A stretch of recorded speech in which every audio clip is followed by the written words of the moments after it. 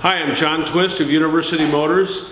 We've had this unusual MG in the shop for quite some time now. And I wanted to do a video about it because it really does catch an awful lot of attention. Remember that while in this country, all the police departments buy Crown Vics, right? Everybody has a Crown Vic. In England, the approach was very, very different. Long before El Presidente coined the phrase, spread the wealth, the police departments in England, instead of buying all the same car, bought a couple different cars from many different companies, spreading their wealth. They would then send them to the county garage where they get the lights and so forth fixed on the cars and send them out for a year or two, after which they would return to the general population. That's what happened with this one. This is a GHNL 102. Now I can't remember the number. We'll have to open it up here and take a look.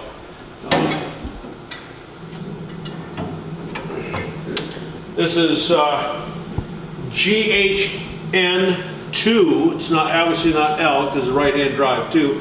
102947. So this one on the Heritage Certificate, which you can get from British Motor Heritage in Gaydon, it came and said it was dispatched immediately to the Lancashire Police Department.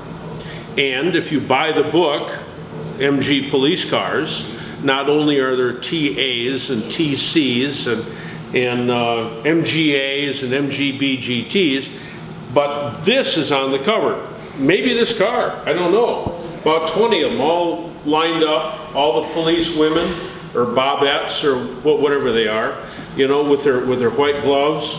It's pretty slick, you know, nothing quite like a woman in uniform.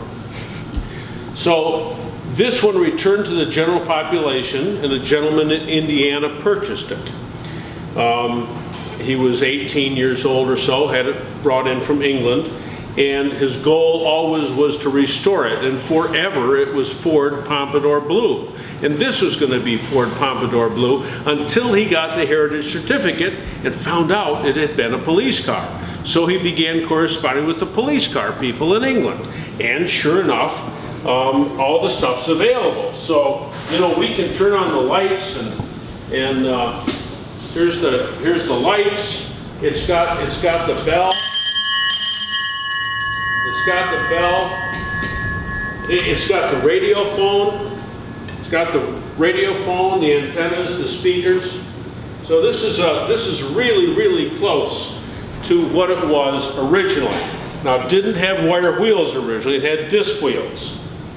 But prior to discovering this was a police car, he'd already purchased the wire wheels and he said they're just plain too beautiful to switch back to the disc wheels. So we did an awful lot of this vehicle. It was a nut and bolt restoration. And it was sitting out here in the shop. Kurt was working on it for a long time. And a guy came by from Indiana. He goes, well, you can't drive that in Indiana, you know, because you get in trouble. And I said, well, what do you mean you get in trouble? I mean, this is a right-hand drive MGA car. You know, it's a 1962. Well, sure enough, the owner is driving back from a car show in Valparaiso or someplace, and he's pulled over by a cop who wants to charge him with the felony of impersonating a police officer, right? Even though his wife is in what would normally be the driver's seat. And he's over on this side. He said suddenly he was surrounded by a group of 5 police cars as though he was a terrorist. It took him half an hour to get these guys to leave. One of the policemen at least remembered what an MG was and was able to diffuse the situation. Anyway, this is an honest to goodness police car.